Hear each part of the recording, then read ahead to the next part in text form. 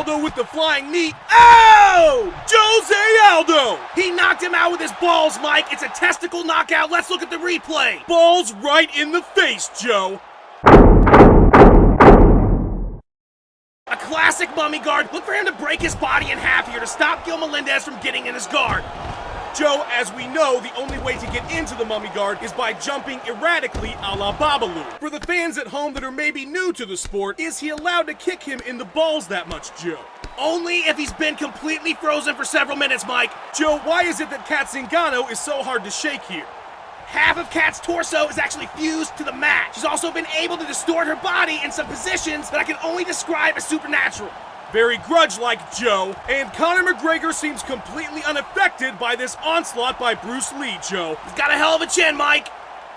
A hell of a chin. Reminds me of a young Babalu. No, he doesn't, Mike.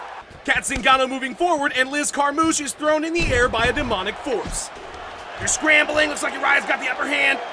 Uriah Faber's wearing him around like a backpack. This is a bad position, Mike. Backpacks go through a lot of wear and tear. He was able to avoid becoming Uriah's pants earlier, but it looks like he's stuck here. Uriah going for a submission. What are his options, Joe? I see 13 different backpack-related submissions here. He really needs to watch himself, and he's out.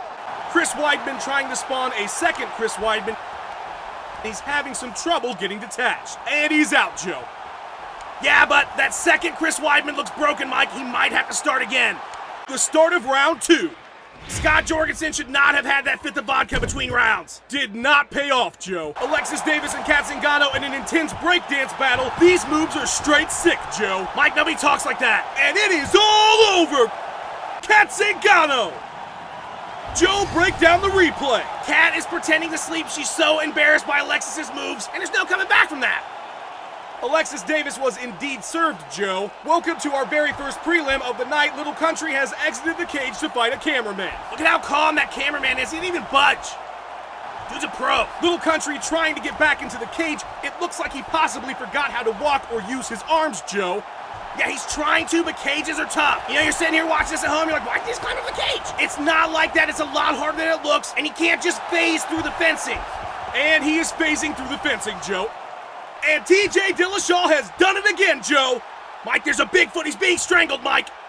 John Dodson is taking some huge shots from Cub Swanson, Joe. He's in serious trouble here, Mike. If he doesn't defend himself, Mario Yamasaki is going to need to stop this fight. Joe, I'm being told by someone in the truck that John Dodson has become immortal. Well, somebody should have told that to Cub Swanson before he took this fight, Mike. I don't think that's fair. You have to admire his spirit, though, Joe. He is throwing everything he has at John Dodson, who, if you're just joining us, has become some sort of godlike creature. Oh, no, Dodson's got him down. Mario Yamasaki needs to stop this. This is going to get bad, Mike. Joe, it appears that Cub Swanson may be immortal as well. What an incredible matchup.